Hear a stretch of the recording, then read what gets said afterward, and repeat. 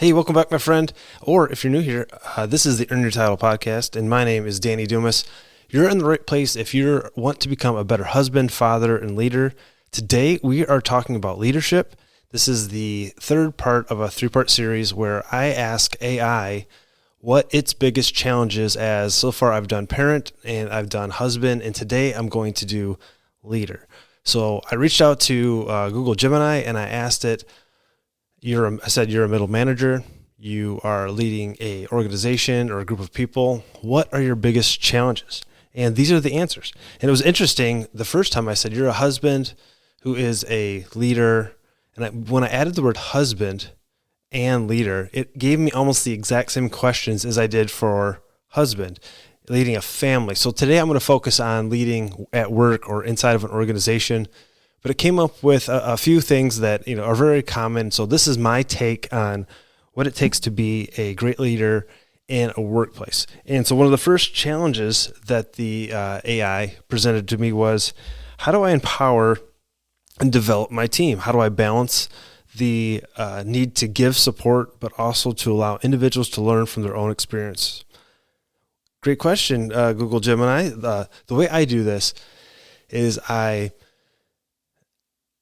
find the people in my organization, and I have a fairly small organization that I'm leading. It's about 13 guys. It could be up to 30 guys depending on the role for the day. But I'm looking for someone, and I'm looking for the guy who's wanting to go to the next spot. He's wanting to take the leadership role. And so for us, that's going to be a lieutenant. I have a firefighter who wants to become a lieutenant, or a lieutenant who wants to become a captain, which is my job. So like my replacement. And I think it's really important that even you have to let go of the ability to have things done perfectly, and you have to give someone else the chance to try and to realize that it's going to be different than what you did. And in your mind, it probably isn't going to be as good, and that's okay. Now, you have to set expectations of what is okay. It can't, like in my role, it can't be dangerous, right? I can't let these guys make dangerous decisions that potentially without practice, right? In my role, we're going to make dangerous decisions, but I don't want to put someone new in a position. So it could be, leading a training. It could be, helping to write a policy, something along those lines. And then I think it's really important that you communicate your expectations. Hey, I'm going to have you run this training. By the end of the training, I want the guys to be able to do this, this, and this. I don't care how you do it. And by you removing the pass or fail of doing it in my way, I think you give the encouragement, the motivation to be successful. And then I think this is something that doesn't get talked about very much, is when they're done, obviously a compliment, however it turns out, hey, that was good. That was, or maybe if you have depending on the type of relationship, I'm like, hey, that wasn't terrible, and letting them know there's room for improvement, letting them know how I would have done it differently, in the sense of, you got to the same goal. I would have done it differently, but you did this. And then I'll ask sometimes, like, why did you decide to do it like that? Teach me, because maybe they've got a way that they're going to do something, a way that they think through the process that I need to adapt. And I think as a true leader, one thing that you need to know is that you don't know everything, and that not only that you do not know everything, but there is 100% guaranteed chance that something you're doing is inefficient, maybe not completely accurate. And to know that, to go into all these situations going, I can learn something from this new guy. I can learn something from the way they do that, and that I can't be right 100% of the time. One of the challenges of doing a job for a long time is that you definitely have a way. And that way is obviously produced results, and those results have gotten you promoted and put into a position of leadership.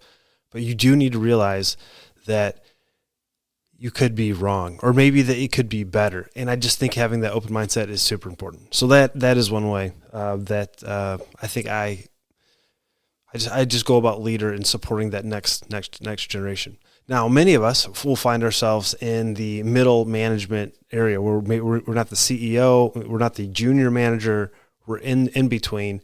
And so one of the challenges of being a leader is being an effective buffer between leadership and the support or the working force. And I really enjoy this part, because we have a mission, we have a goal, we're driven, and for us, our bosses are chiefs, and there's a level of respect there. And so, in the business world, they're the CEOs, and they have a vision and they have a direction they're going, and some of the things that they want us to do are wrong, or maybe not the most effective, and that. So you get to stand between these two forces, and I like to think that I buffer or maybe even translate what the upper management is telling me, and I like to convert it or translate it so the worker understands. So there's two things that I think you can do as an effective leader. One is truly understand the intent of your CEO or your boss, and then sometimes the directive that you're giving is not actually what they're saying. So it could be, for us at work, we have a dress code. We wear a uniform. And we, as firemen, like to wear T-shirts as much as possible. We want to be comfortable. And a chief has a look that they're going for, and they want us to wear, some departments wear button-up, almost like dress shirts. Some of them wear polos. And if you give a fireman a choice, he will wear a T-shirt every single day. And in the winter, we're going to wear a sweater every single day. And the chiefs want something and the firefighters want something else. So you go to the chief, what is your goal with mandating that we wear these polos? Because, in my opinion I've never showed up to a house to do CPR or your house is on fire and then go, hey, underneath that bunker gear, do you have a T-shirt or do you have a polo? So I totally understand the fireman side, but I also understand the chief side. He doesn't want his guy showing up to go grocery shopping or to a public event with a ratty T-shirt with a hole in the armpit. I get it. So by being able to translate, Chief, are you really saying that every single where we go, underneath our gear when no one can see it, you want us to wear a polo shirt? Are you just saying that when we go out in public, I want you to look good, and so that's when we should be wearing our polo or dress blues? And so you go to the guys, listen, the chief really doesn't care what's underneath our bunker gear. Wear our T-shirt, no big deal. The problem is you push it and you go to the grocery store, you go to public events with that nasty T-shirt, throw it away. So how about we just make a conscious decision as professionals to look good when we're in public and look like we're ready to do the job. Even if that's in a T-shirt, it's clean, it's not wrinkled, so you get the chance to be that buffer. And I think I want you to always be thinking what's best for my guys and what's best for the organization, and how can I align both those so that we're going in the right direction. And that's the power of leadership, is to truly think of both sides and really to understand both sides. And it's really helpful. It's a skill that's challenging, but I totally think you can do it. One of the third challenging thing as a leader is delivering difficult feedback with empathy. This is challenging. If you're a leader, you're going to experience a moment where your group fails, they violate a policy, something they do, and you're going to have an uncomfortable conversation. Step one is, if you are angry about it, that is not the time to have the conversation. It will be bad. I guarantee it. Even if you're right, even if you're within your rights of management, if you feel like your anger has got to a level where you just can't control it and you want to be mad, angry, yell, scream, you have to stop and do it another time. This goes with leading your kids. If your kids ever make you mad, that is not the time for discipline. It's not the time for the conversation. It's the time for you to walk away. So we can't discipline. We can't have hard conversations when we're mad. That's step one. Step two is to try to understand what they were thinking when they did what they were doing, and try to understand the reason. Now, maybe there isn't one. Maybe they were just being lazy, but you need to understand that. Is it because they're lazy because they've got a 6-month-old baby at home and they're up all night and they're exhausted and they're tired, and maybe there's a little room for grace? Maybe there's understanding of, hey, what if you gave an extra hour in the morning, something to help them get through the problem they're currently having. I want you to understand it before you give the discipline. Now, this probably needs to come from a conversation, but it's something that you can do. And then when it's time to have that difficult conversation, and so for me, that would be disciplinary action, like we were writing somebody up, they're getting them in trouble and putting it on paper. You directly say, you violated this policy, or you did this wrong, or I gave you these instructions and you failed here, or failed to perform, whatever it is. You ask them why again, even though you probably already had this conversation, and then you say, this is what I want. I'm not mad at you, but this can't happen again. Be very forceful. If it's a policy, show them the policy. Do you understand the policy? Give them very simple consequences. If you do this again, and then you explain, listen, discipline can be a really good thing. It's the only way that I have to officially help you know that you're going in an opposite direction from this organization. And if you don't want to continue going in the opposite direction from this organization, no big deal, but you don't get to stay inside the organization. So for me, so a lot of times it's a safety thing. I'm like, listen, man, my job is to make sure you go home to your family safely. So that might mean that you don't go home from this job because it's too dangerous for you because you're violating these policies and I care from you. I've had to write up some of my closest friends at work. It's a strange atmosphere because we live with these guys. We experience, really bad things. So there's some trauma bonding going on. And then, on a day I might have to pull them in my office and tell them they're messing up. But I want them to know that I care about them. And I'm writing them up because I want to give them a plan towards success. I want to give them a plan towards moving in the right direction. And that's what discipline is. If you're doing these hard talks, if you're, maybe it's not even formal discipline, but they've kind of dropped the ball on a project. Like, listen, man, I think you're going in a great direction. I think you're going to do great things. This was not it. This is how I'm going to help you. We're going to have more meetings. We're going to have, I want you to send something for me to review it. Realize that if you ever read the book Extreme Ownership by Jocko Willink, if they messed up and they're your subordinates, you should take a little bit of responsibility, or maybe all the responsibility. Let them know, hey, I didn't communicate my expectations clearly enough. I will do better. And if you can take that humble approach with these conversations, most of the time they're apologizing way ahead of time. They feel bad if they truly are following you, that they let you down, and you don't have to have it very often. If you're consistently discipline somebody or having these really hard conversations, there's two things that happen. One, they don't care at all and they're not going to change, and they probably don't need to be part of your organization. Or two, you're not truly leading. They don't see empathy in your life.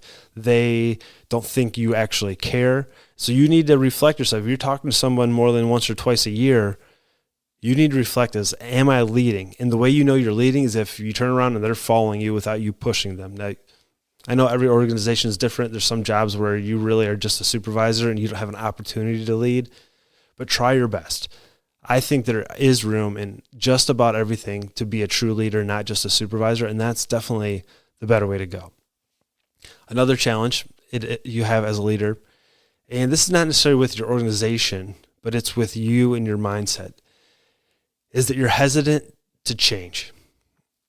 I get it. Life is coming at us so fast. We'll talk about technology because I think it's easy to verbalize, but I work with some leaders that work at my position or maybe one below that are so hesitant to change when it comes to technology, AI, using a smartphone, all these things. And I'll ask them, like, why? Like, I just don't know how it works. These are smart people. These are people who, they've figured out very complex things in their life. They are good at their job. And so if this is you, one, I want you to realize that no matter how much you hate change, it is going to happen. It is happening today. It will continue to happen tomorrow and on into the future. And it's not an awesome life to live where you are constantly afraid of change. And you're going to say, I'm not afraid of change. I just think it worked better before. It doesn't matter if it worked better before because we're moving on. I go back to the phone analogy. I've got a friend. He has a flip phone. He refuses to use a smartphone. But what's funny is because I'm pretty sure it's because he wants everyone to know that the old ways were better. But he has a work phone that's a smartphone. And he actually has a side business. He has 3 phones. He's got an Android, an iPhone, and a flip phone. The flip phone is his phone, but his work phone is an iPhone or Android, and his side business is a work phone, is an iPhone. But he's like, I just don't know how to use it.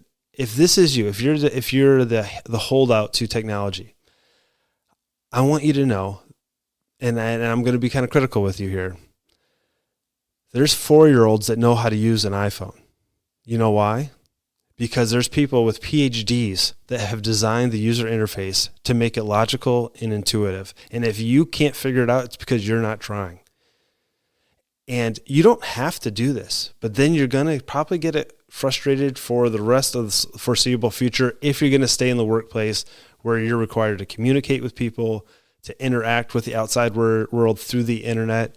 You need to learn how to change. And if you can learn how to change, you can learn how to use anything, any piece of technology. AI is scary, but I heard a great statement that AI is not going to take all of our jobs. What AI is going to do is the person using AI is going to take your job. It is what it is. And we have to learn to embrace change in general. It doesn't, and I'm talking about technology because it's easy to focus on, but it can really be anything. And I think one thing that's helpful when you start thinking about change is to don't think of it as like, I'm good or bad at this. Think of it as I'm experimenting with this. An experiment, you can't get it wrong. If the outcome is negative, you just learned it some way that something doesn't work. You didn't fail. So don't be so hesitant to change. The next topic, managing individual needs within a team's goal. This is a tough one because you obviously have the larger goals of the organization, but then you have the smaller goals of the individual. And the first part to being a successful leader when it comes to team goals versus individual goals is to understand truly what the individual's goals are. Are they in this job to move up as far as possible? Are they in this job to provide a good income for their family so they can go home? And if you can find that first, it makes it a whole lot easier to manage their goals inside of the team goals or the organizational goals. If someone's wanting to move up as far as possible, that's the guy that you're going to start to groom or girl to become that leadership position. And you're probably going to get much more effort out of them, or you're probably going to get a better effort out of them if inside of small goals, inside of the team, you give them the leadership position, where you might have someone that just wants to stay where they're at. That's okay. You need to have shooting stars and you need to have rock stars. The rock stars are good at their job. They're going to stay there for a long time and they're going to just perfect it. The shooting stars are going to take off and they're going to lead this organization at some point. You need to put them in the right spot so that their skills, their desires are lined up with the team goals. I think a lot of times we fail inside of team goals because we don't take into effect the individual's goals. And we're just plugging in pieces without truly knowing. So you need to know what your team wants out of the job they're currently doing. And I think that goes a long ways to improving overall success in the team and as the individual. Another one, and this will be the last one, is the challenges with communication. I've had a whole podcast on just communication, and I've told the story, and I'll tell it again because I think it's very relevant. I once had a fire, and we had most of the fire knocked down, and it was an older couple who had got out of the house, thankfully, and they went to their neighbor's house, and I knew they were over there, so I walked over. I said, "Hey, Mr. and Mrs. Smith, I'm, sorry for a rough day. I know this is tough having a house fire.